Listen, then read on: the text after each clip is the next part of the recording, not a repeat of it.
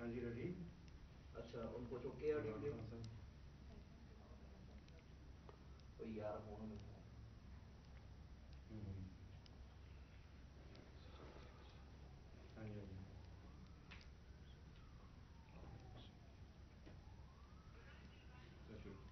بسم اللہ الرحمن الرحیم.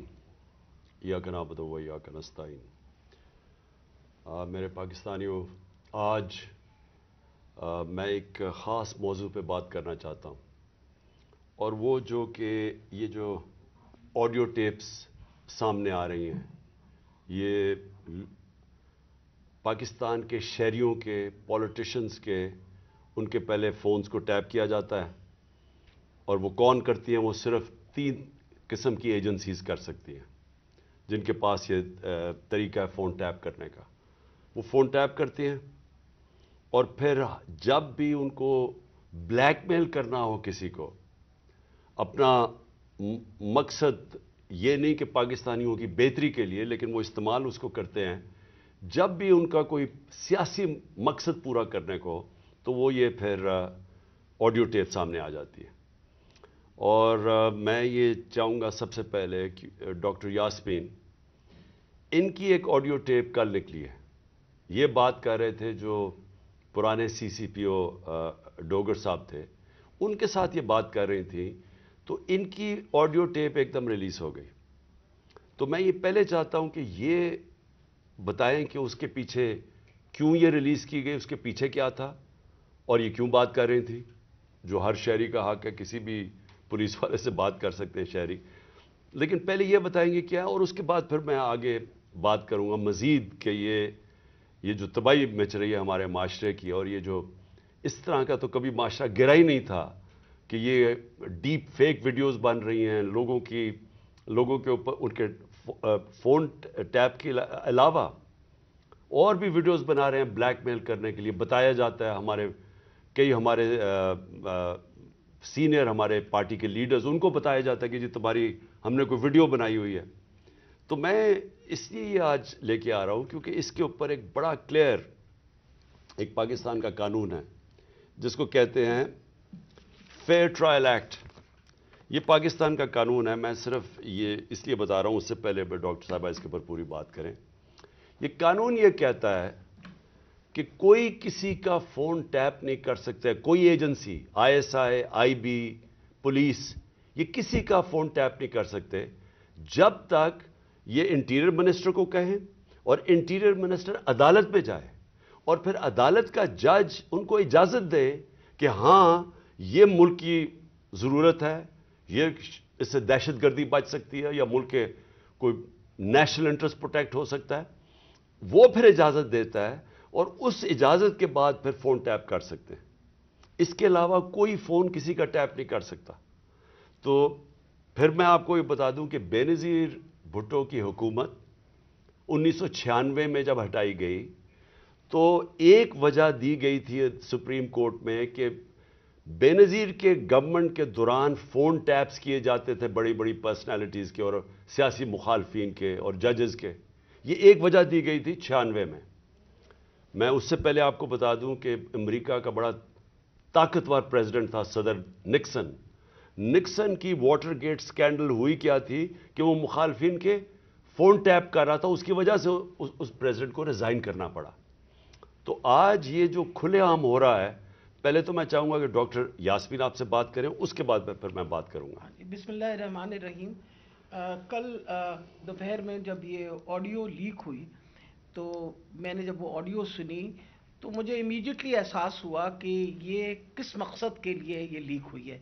وجہ یہ تھی کہ میں پچھلے 4 ماہ سے خان صاحب کی جو جے آئی ٹی بنی تھی، خان صاحب پہ جو قاتلانہ حملہ ہوا تھا، اس JIT کو فالو اپ میں کر رہی تھی اور خاص طور پہ جو اینٹی ٹیررسٹ کورٹ ہے گجرانوالہ کا اس میں فالو اپ کر رہی تھی.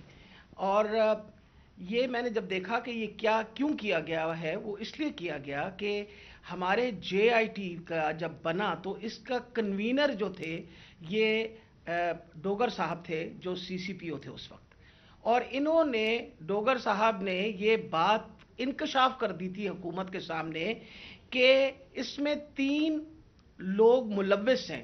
یعنی جو اسیسنیشن اٹیمپٹ ہے خان صاحب کے اوپر وہ باقاعدہ ایک آرکسٹریٹڈ اٹیمپٹ تھی.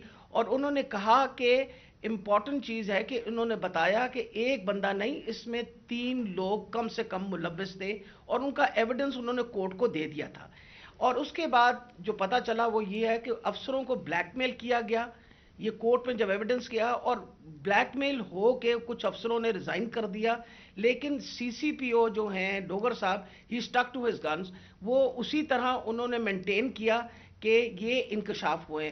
یہ تو ساری باتیں میرے سامنے تب آئیں کہ جب ہم ATC میں گئے، یہ جو گجرانوالہ کا کورٹ ہے، تو ایویڈنس جو خان صاحب کا یہ انویسٹیگیشن کا ایویڈنس ہے وہ آنے دیتے ہی نہیں تھے. اور اس کا حوالہ یعنی جب CCPO کو ہٹایا تو DG اینٹی کرپشن کو دے دیا گیا. جو چیف انویسٹیگیٹنگ آفیسر تھا جس کا نام انور شاہ صاحب تھے، ان کو انہوں نے پہلے کیا کیا کہ اس کو OST کر دیا، اور اس کے بعد جو DG تھا اس نے سارا ریکارڈ جو ہے اس کو سیل کر دیا اور تالا لگا دیا.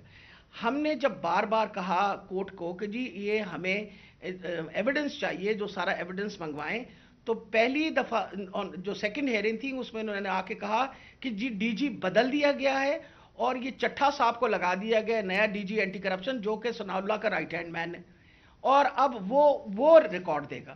اس کے اوپر جج صاحب نے غصہ کھایا اور انہوں نے کہا کہ میں اب اپنے پروسیکیوٹنگ آفیسرز بھیجوں گا. انہوں نے اپنے پروسیکیوٹنگ آفیسرز بھیجے اور پروسیکیوٹنگ آفیسرز نے جب وہ کمرہ کھلا اور تالا کھلا تو دیکھا گیا کہ ایویڈنس سارا غائب ہو چکا ہے اور چند صفحے 11 صفحے رہ گئے تھے اس سارے ایویڈنس کے، باقی سارا کچھ چوری ہو گیا. اور یہ بات کا انکشاف خود ہی DG نے بھی کیا اور اعلان بھی کر دیا کہ اب میں اس کے اوپر انکوائری کروں گا، یعنی خود ہی چور اور خود ہی منصف بننے کی ارادے سے. میرے لیے یہ ایک اتنا بڑا ہمارے لیے سانحہ تھا کہ سارا ایویڈنس جو ہے اس کو انہوں نے خرد برد کر دیا کہ جب ہائی کورٹ کا آرڈر پتا چلا کہ جی ہائی کورٹ نے CCPO کو دوبارہ لگایا ہے تو میں نے مناسب سمجھا کہ میں CCPO سے پوچھوں کہ کب آپ کی اپوائنٹمنٹ ہو گئی ہے، کیونکہ ہماری جو JIT ہے which is the real JIT جو اس وقت حکومت تھی اور حکومت نے یہ سارا کچھ کیا تھا، JIT بنائی تھی which is a legal JIT، تو ہم نے تو آلریڈی اس پہ ہمیں ٹرسٹ تھا کہ یہ بندہ جو ہے. تو میں نے ان سے پوچھا کہ آپ کب تک جوائن کر رہے ہیں، تو انہوں نے کہا جی ابھی تک میرے آرڈرز نہیں آئے. وہ آپ نے سارا ٹیپ سنا جس کے اندر کوئی ایسی بات نہیں پوچھی گئی. اس میں مجھ سے سوال پوچھے گئے کہ کنسرن کیوں تھا. ارے بھائی مجھے کنسرن نہیں ہوگا تو کیوں نہیں کنسرن ہوگا؟ وجہ یہ ہے کہ خان صاحب کے اوپر قاتلانہ حملہ ہوا، خان صاحب کی ساری جو انویسٹیگیشن ہے ان کے آپ نے بندے بھی غائب کر دیے، اس کے بعد جن لوگ جو ایویڈنس ہے اس کو بھی غائب کر رہے ہیں آپ. تو ہمیں تو بالکل کسی طریقے سے کسی اور پہ ٹرسٹ نہیں تھا اور ہمیں امید تھی کہ اب CCPO کے واپس آنے سے یعنی ڈوگر کے واپس آنے سے ہم دوبارہ اپنا JIT جو ہے وہ شروع کر دیں گے.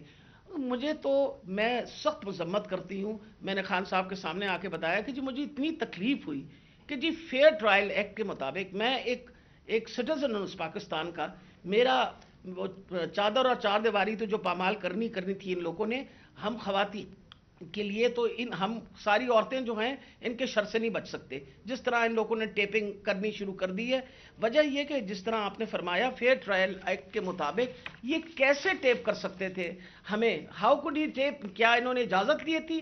کیا یہ ثناء اللہ جو انٹیریئر منسٹر ہے یہ کسی جج کے پاس گیا تھا؟ اس نے جا کے جج سے اجازت لی تھی؟ I want to know about it. اور میں انشاءاللہ خان صاحب کو بتایا کہ میں کورٹ میں جا رہی ہوں اور میں کورٹ کے اندر سے جا کے یہ سارے سوالوں کا جواب دوں گی کہ یہ ISI IB یا پولیس میں سے کس نے ٹیپ کیا اور پھر کس طرح ریلیز کیا. کیونکہ میں یہ سوچتی ہوں کہ میرا جو بنیادی انسانی حقوق ہیں، جو میرا رائٹ ہے، وہ اس کے اوپر بہت بڑا حملہ ہوا. جی شکریہ.